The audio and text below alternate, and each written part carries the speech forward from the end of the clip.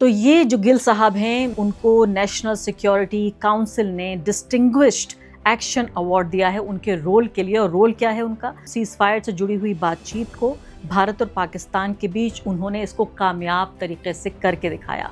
लेकिन हमें तो पूरे साल यहाँ ये बताया गया कि ऐसी कोई सीज फायर हुई नहीं। क्यों भारत लगातार बार बार नरेंद्र मोदी इससे इनकार करते रहे? जब से डोनाल्ड ट्रंप ने ये डिक्लेयर किया है कि भारत और पाकिस्तान के बीच में जो युद्ध है उन्होंने बंद कराई है, तब से नरेंद्र मोदी चुप्पी साधे हुए हैं। प्रधानमंत्री जी का कहना है कि ऑपरेशन सिंदूर कायम है और अभी भी चल रहा है वो, लेकिन जब से वो युद्ध खत्म हुआ है तब से आज तक भारतीय सरकार की तरफ से एक भी स्पष्ट तौर पर डोनाल्ड ट्रंप का क्या रोल रहा है वो हमें नहीं बताया गया है। पर क्या हम दोनों इस बात पे सहमत हो सकते हैं कि इसको एक तरह से अमेरिका की तरफ से एक आधिकारिक पुष्टि माना जाए? इसको आधा अधूरा आधिकारिक नहीं है, पूरी तरीके से आधिकारिक है। और दुनिया में अमेरिका ये दिखाने की कोशिश कर रहा है कि जो भारत और पाकिस्तान का जो युद्ध रुका वो सिर्फ और सिर्फ अमेरिका की वजह से हुआ है। झूठ पर झूठ, फिर उस झूठ को और बचाने के लिए और झूठ, फिर 70 झूठ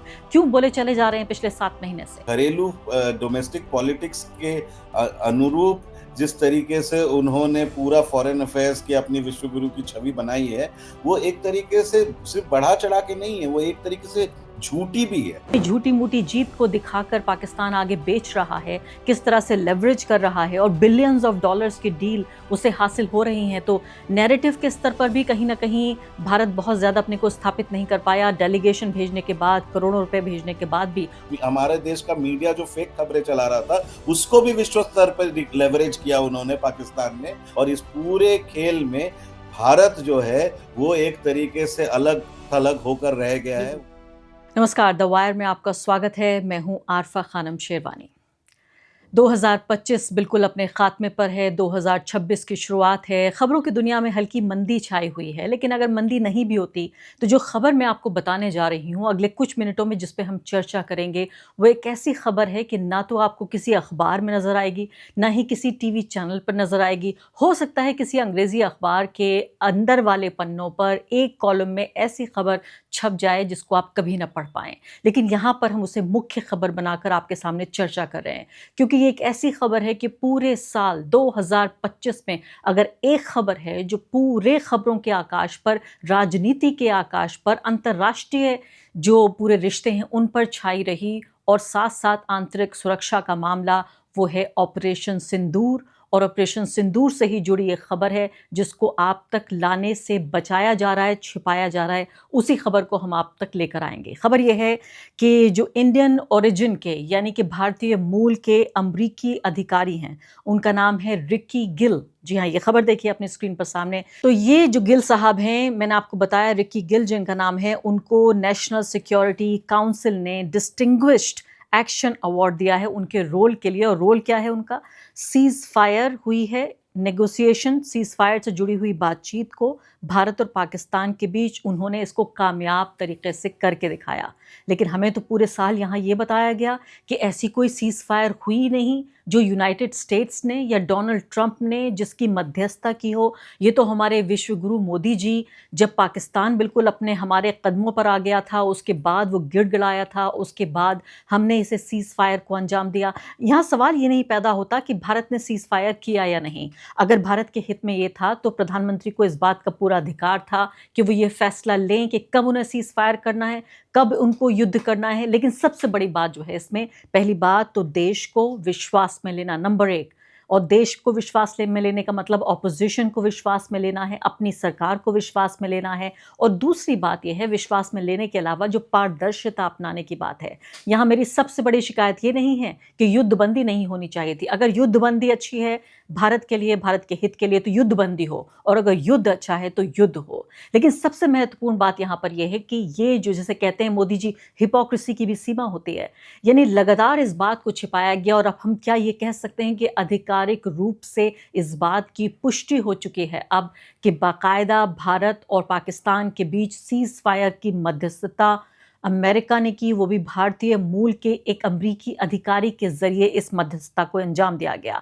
बाकायदा वहाँ के जो यूएस सेक्रेटरी ऑफ स्टेट हैं, उन्होंने कहा कि हमने उनके इस महत्वपूर्ण योगदान को मान्यता देते हुए उन्हें हम अवार्ड दे रहे हैं उनको, और उनका कंट्रीब्यूशन है to internal coordination and diplomatic outreach. ये कौन है? अब इनके बायो पे जाइए आप। रिकी गिल साहब के स्पेशल असिस्टेंट हैं प्रेसिडेंट के, और इसके अलावा वो एनएससी सीनियर डायरेक्टर हैं for south and central Asia, यानी कि ये पूरा खित्ता इन्हीं के अंडर आता है।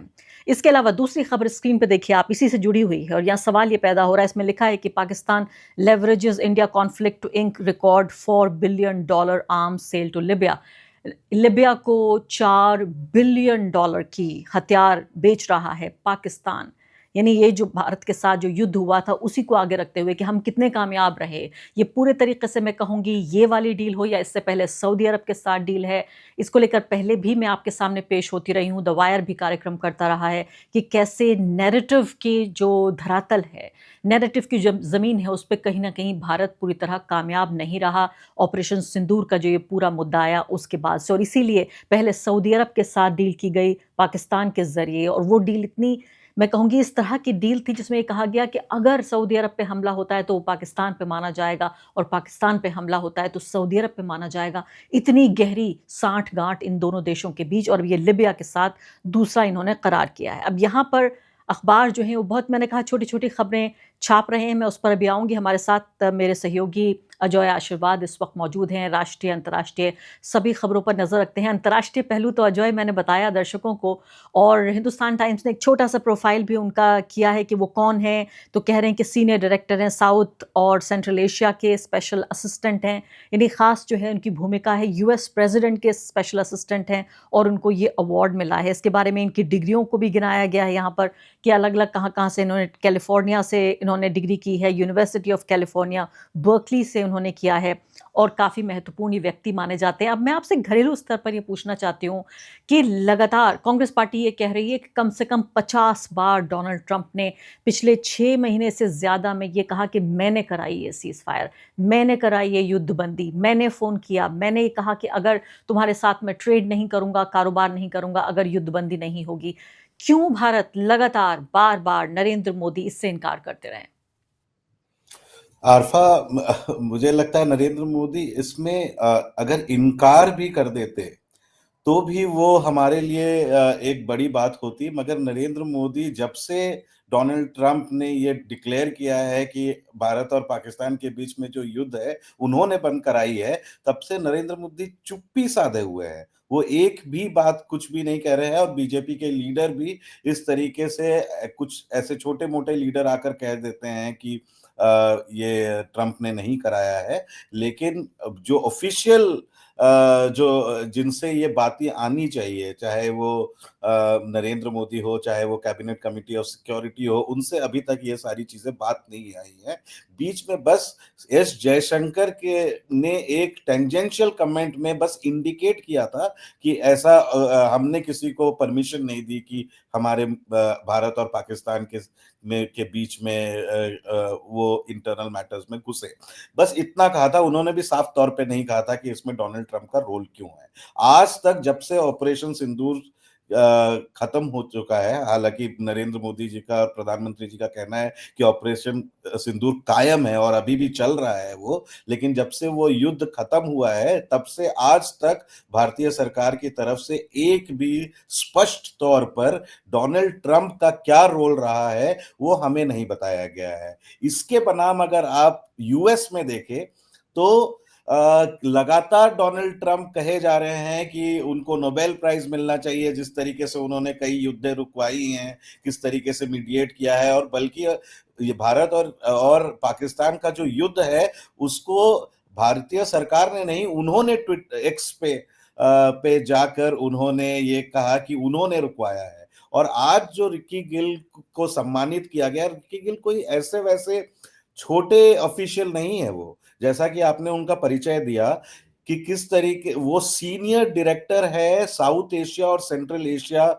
में जो नेशनल सिक्योरिटी काउंसिल है, उनके सीनियर डायरेक्टर है, भारतीय मूल के अमेरिकन है वो। और हम जो एज पॉलिटिकल रिपोर्टर हमें रिकी गिल की पहचान तब होती है जब वो लगातार बड़े-बड़े इंडस्ट्रियलिस्ट, यहाँ के जो बड़े पॉलिटिशियंस हैं उनके साथ डिनर मीटिंग्स करते हैं जिनकी खबरें नहीं आती हैं, लेकिन रिकी गिल भारत में और पाकिस्तान में बहुत ही ज़्यादा प्रभावशाली है और उनको और कोई नहीं, US secretary of state Marco Rubio जो पूरा देख रहे हैं ये फॉरेन अफेयर्स, उन्होंने सम्मानित किया है ये कहते हुए कि इनकी सीज फायर में बहुत बड़ी भूमिका है और आज तक हमें नहीं बताया गया है भारत सरकार के द्वारा कि यहाँ पे अमेरिका का क्या रोल रहा। तो ये ट्रांसपेरेंसी तो दूर की बात है, बल्कि ओपेसिटी है, बताया ही नहीं जा रहा है और ये लगातार जो भारतीय सरकार जिस तरीके से अपना परिचय मतलब ग्लोबल स्टेज में देती है, विश्व में देती है, उसके पूरी तरीके से विपरीत राजनीति जो है और राजनीतिक मैसेजिंग जो होती है वो भारत में करती है। यहाँ वो तो अजय, मैं ये आपसे ये जानना चाहती हूँ, पहली बात इससे पहले कि आप आगे बढ़ें अपनी बातचीत में, पहली बात तो ये विदेश मंत्री के स्तर की हम ये कह सकते हैं अवार्ड मिला है, तो कोई ये मामूली बात नहीं है कि किसी गली चौराहे पे अमेरिका के ये अवार्ड दे दिया गया। आप कह रहे हैं बेहद महत्वपूर्ण व्यक्ति हैं, तो क्या आप ये मान रहे हैं यहाँ पर, क्या हम दोनों इस बात पर सहमत हो सकते हैं कि इसको एक तरह से अमेरिका की तरफ से एक आधिकारिक पुष्टि माना जाए? हालांकि खुद जब प्रेसिडेंट बार बार कह रहे हैं तो इससे बड़ी तो कोई आधिकारिक पुष्टि हो नहीं सकती, लेकिन अमेरिकी सरकार की तरफ से, चलिए डोनाल्ड ट्रंप को भी ये मान लिया जाता है कि कभी भी कुछ भी कह देते हैं, बड़े सरफिरे हैं, दीवाने हैं, उनको कुछ पता नहीं है, लेकिन यहाँ बाकायदा सरकारी स्तर पर एक आधिकारिक कार्यक्रम करके उन्हें अवार्ड दिया जा रहा है उनके योगदान के लिए, तो इसको आधिकारिक पुष्टि माने क्या? बिल्कुल आधिकारिक और पूरी तरीके से आधिकारिक, इसको आधा अधूरा आधिकारिक नहीं है, पूरी तरीके से आधिकारिक है और दुनिया में अमेरिका ये दिखाने की कोशिश कर रहा है कि जो भारत और पाकिस्तान का जो युद्ध रुका वो सिर्फ और सिर्फ अमेरिका की वजह से हुआ है और किसी की वजह से नहीं। और इस भारत इसलिए चुप है क्योंकि अमेरिका के जो ये इंटरवेंशन है उससे नरेंद्र मोदी जी जो हमारे प्रधानमंत्री है, उनकी जो छवि है, एक जो आक्रामक छवि है पाकिस्तान के खिलाफ, वो धूमिल होती है, वो कमजोर नजर आते हैं। और जिस तरीके से एक वॉर हिस्टीरिया उस समय फैलाया गया था कि अगर हम हमारे जो सैन्य बल है वो किसी तरीके आक्रमण कर रहे हैं और आने वाले दिनों में पता नहीं कहाँ उस युद्ध का क्या स्वरूप हो, और अचानक से हमें याद है कि किस तरीके से एब्रप्ट एंड जिसको कहते हैं वो हुआ था और वो भी ट्रंप ने डिक्लेयर किया था और कुछ एक दिन के बाद या 2 दिन के बाद आकर नरेंद्र मोदी जी ने युद्ध को विराम नहीं दिया। उन्होंने ये कहा कि ऑपरेशन सिंदूर आगे भी चलेगा, लेकिन अभी हमने स्ट्रेटेजिकली इसे बंद किया है। लेकिन उसके बाद से भी अगर आप देखें तो दिल्ली में चाहे ब्लास्ट हो, चाहे जम्मू एंड कश्मीर में छोटे-मोटे जो 2-3 टेररिस्ट इंसिडेंट हुए हैं, उसको भी किसी तरीके से पूरी तरीके से हवा नहीं दी गई, क्योंकि उसमें उसमें भी ये होता है कि जिस तरीके से नरेंद्र मोदी जी ने ये कहा था कि अब पाकिस्तान डरेगा हमारे खिलाफ कुछ करने से, लेकिन उसके बाद भी जो छोटी-मोटी घटनाएं हुई हैं उसको डोमेस्टिक इंसिडेंट्स मान लिया गया। उसमें उसमें पाकिस्तान के क्या रोल है, हालांकि कुछ रिपोर्ट्स में आए कि इसमें भी हाँ पाकिस्तान के रोल है, लेकिन जी। उसमें क्या पाकिस्तान का रोल है ये सरकार की तरफ तरफ से, ना कि पुलिस की तरफ से कोई पुष्टि नहीं की गई है। जी हाँ, लेकिन अजय, इस पूरे मामले को अगर देखें, जो इनकी घरेलू स्तर पर जो एक इमेज क्रिएट की गई है कि एक ऐसा मजबूत प्रधानमंत्री जो डरता नहीं है। नरेंद्र मोदी जब प्रधानमंत्री नहीं थे तब किस तरह से बड़े-बड़े दावे करते थे पाकिस्तान को लेकर, भारत की जो पूरी सिक्योरिटी का जो हमारा सिस्टम है उसको लेकर, कि ऐसा मजबूत प्रधानमंत्री कि पूरी दुनिया काँपती है, विश्व गुरु हम बन गए हैं। तो ये इस छवि को नुकसान पहुँचता है, लेकिन अगर मान लेते हैं इसको, अगर एक मासूम तरीके से देखने की कोशिश भी की जाए कि मान लेते हैं अमेरिका ने ये दबाव बनाया या पाकिस्तान ने कहा अमेरिका से दबाव बनाने के लिए कि आप सीज़ फायर कराइए, हमारा नुकसान हो रहा है। अगर इस तरीके से भी भारत इसको रखने की कोशिश करे कि भई देश का प्रधानमंत्री है और देश के प्रधानमंत्री भारत के देश के हित को बेहतर तरीके से जानते हैं, युद्धबंदी कोई कायरता की बात नहीं है, युद्ध करना भी बहादुरी की बात है और जब सही वक़्त आए, जब युद्ध को बंद करना भी, युद्ध को विराम करना भी अच्छी बात है। क्या इस तरह से इसको नहीं कहा जा सकता था? झूठ पर झूठ, फिर उस झूठ को और बचाने के लिए और झूठ, फिर 70 झूठ क्यों बोले चले जा रहे हैं पिछले 7 महीने से? बढ़ा चढ़ा कर बोलना, खास करके अपने घरेलू जो राजनीतिक फायदे होते हैं, उसको ये जो एंटी वो अपने आप को चाहे विश्व गुरु मान ले, लेकिन किस तरह जो घरेलू डोमेस्टिक पॉलिटिक्स के अनुरूप जिस तरीके से उन्होंने पूरा फॉरेन अफेयर्स की अपनी विश्व गुरु की छवि बनाई है, वो एक तरीके से सिर्फ बढ़ा चढ़ा के नहीं है, वो एक तरीके से झूठी भी है। वो इसलिए मैं कह रहा हूं, अगर आप ऑपरेशन सिंदूर का ही आप उदाहरण देख ले, अभी मैं कुछ दिनों पहले एक सेमिनार में मणिशंकर अय्यर को सुन रहा था, वो मुंहफट है, लेकिन मणिशंकर लेकिन सीनियर कांग्रेस लीडर है, ग्लोबल पॉलिटिक्स को बहुत बढ़िया समझते हैं, वो आईएफएस ऑफिसर भी रहे हैं, डिप्लोमेट रहे हैं, और उनका सीधा सीधा मानना है कि अगर 6 महीने के बाद ऑपरेशन सिंदूर का क्या हुआ, तो आप देखिए जब युद्ध में विराम लगा, जो डोनाल्ड ट्रंप का कहना है कि उन्होंने विराम लगाई, तो उसके बाद पाकिस्तान किस तरीके से चालाकी से यूनाइटेड नेशन सिक्योरिटी काउंसिल में सबसे पहला पहलगाम अटैक पर कंडेम करने वाला स्टेटमेंट पाकिस्तान ने ड्राफ्ट किया, और ड्राफ्ट करने के बाद उन्होंने चाइना की मदद ली, और यूएन सिक्योरिटी काउंसिल में जो सारे बड़े देश हैं, पांचों देश, उनको सिग्नेटरी बनाया कि तो जहां यहां भारत कह रहा है कि पाकिस्तान पहलगाम अटैक के पीछे पाकिस्तान का हाथ है, वहीं पाकिस्तान ग्लोबल स्टेज में अपने इस पूरे पहलगाम अटैक को कंडेम करके सारी जो यूनाइटेड नेशन सिक्योरिटी काउंसिल है उसका लेवरेज खुद ले लिया। जी हाँ। फिर उसके बाद, और भारत का जो स्टैंड था जिसमें वो पाकिस्तान को ब्लेम कर रहे थे, एक भी देश, चाहे उन्होंने एक पूरा ऑपोजिशन डेलीगेशन भेजा कई सारे कंट्रीज में, और कई सारे कंट्रीज में भेजा, मगर उन्होंने नेपाल नहीं भेजा, बांग्लादेश नहीं भेजा, श्रीलंका नहीं भेजा, और मालदीव्स नहीं, जो अपने पड़ोसी हैं मुल्क जो है, वहां वहां पर भारत ने कोई कोशिश नहीं की। पूरे भारत का जो पोजीशन है उसको किन देशों ने माना? किसी भी देश ने नहीं माना सिवाय दो के। वो देश कौन है? एक है अफगानिस्तान, जो पाकिस्तान के खिलाफ अभी उनका वो है, और दूसरा है इजराइल।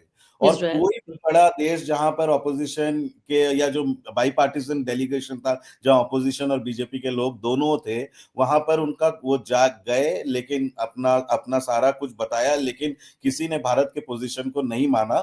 और इसके बनाम आप देखिए पाकिस्तान का जो स्टेटमेंट है, वो यूनाइटेड नेशन काउंसिल में उन्होंने अपने आप को पहलगाम से और इसके अलावा ये भी बताना चाहती हूँ आपको, मैंने अपनी प्रस्तावना में भी यही कहा था कि सऊदी अरब से लेकर लिबिया तक किस तरह से ये जो जंग हुई, ये जो है ऑपरेशन सिंदूर हुआ, इसमें अपनी जीत, अपनी झूठी-मूठी जीत को दिखाकर पाकिस्तान आगे बेच रहा है, किस तरह से लेवरेज कर रहा है, और बिलियंस ऑफ डॉलर्स की डील उसे हासिल हो रही हैं। तो नैरेटिव के स्तर पर भी कहीं न कहीं भारत बहुत ज़्यादा अपने को स्थापित नहीं कर पाया, डेलीगेशन भेजने के बाद, करोड़ों रुपए भेजने के बाद भी, और इतनी भारी भरकम मीडिया यहाँ जो दिन-रात सरकार के गुणगान करती है, लेकिन ये सब कुछ साबित नहीं कर पाए। और बल्कि मतलब इंडिया की छवि, जो भारत का जो मीडिया है, जो पूरी हर समय सरकारी गुणगान करता रहता है, वो उन्होंने भारत की छवि विश्व स्तर पे खराब की। भारत के ही खुद की गवर्नमेंट का बड़ा ही केयरफुली वर्डेड स्टेटमेंट्स आ रहा था कि वो आक्रामक रवैये से नहीं कर रहे थे, बल्कि उनका एक्शन डिफेंसिव था, अपने आप को बचाने के लिए कर रहे थे। लेकिन भारत की मीडिया जिस तरीके से फेक खबरें चला रही थी उस समय, लगातार वो अपना एक आक्रामक दिशा दिखा रही थी, और कह रही थी, कभी कोई चैनल तो ये कह रहे थे कराची पोर्ट को ले लेंगे, कहीं सारे मिलिट्री बेसिस पे अपना झूठी खबरें जो चला रही थी, उससे भारत की छवि और खराब हुई। और जी। पाकिस्तान ने ये जो हमारे देश में, जो हमारे देश का मीडिया जो फेक खबरें चला रहा था, उसको भी विश्व स्तर पर लेवरेज किया उन्होंने, पाकिस्तान ने, और फायदा उठाया। जब ये चल रहा था, तो भी आप देखिए यूएस का पाकिस्तान पे इस कदर हाथ है, आशीर्वाद कह सकते हैं, कि जब ऑपरेशन सिंदूर चल रहा था तो आईएमएफ का लोन पाकिस्तान को दिलवा दिया उन्होंने। उनको मिल गया बिना यूएस की स्वीकार्यता के, तो पाकिस्तान को इतना बड़ा लोन नहीं मिल सकता है। जी। चाइना से उनकी रिश्ते ज्यादा अच्छे हो गए, और पहले से ही अच्छे थे और ज्यादा अच्छे हो गए, और इस पूरे खेल में भारत जो है वो एक तरीके से अलग थलग होकर रह गया है। बिल्कुल, उनके बिल्कुल। रिश्ते बांग्लादेश के साथ भी अच्छे नहीं है। बिल्कुल अजय, समय मेरे पास समाप्त हो गया है अभी के लिए। फिलहाल आई थिंक मुझे लगता है कि दर्शकों को इतना समझना बेहद ज़रूरी है, और ऐसी भी खबरें जो बिल्कुल मैं कहूँगी आकाश में सूरज जैसी खबरें हैं वो भी देखने को नहीं मिलती। हमने इसीलिए इस खबर को प्रमुखता से आपके सामने हम लेकर आए, क्योंकि हमारी ये जिम्मेदारी है पत्रकार के तौर पर भी कि हम आप तक कम से कम, अगर सरकार पारदर्शिता नहीं अपना रही है तो पत्रकार आप तक ज़रूर जो ज़रूरी खबरें वो लेकर आएँ। बहुत बहुत शुक्रिया अजय आपका। द वायर के और वीडियोस देखने के लिए सब्सक्राइब करें और बेल आइकन पर क्लिक करें। स्वतंत्र पत्रकारिता की आर्थिक मदद करने के लिए डिस्क्रिप्शन में दिए गए लिंक पर जाएं और अपनी राशि चुनें।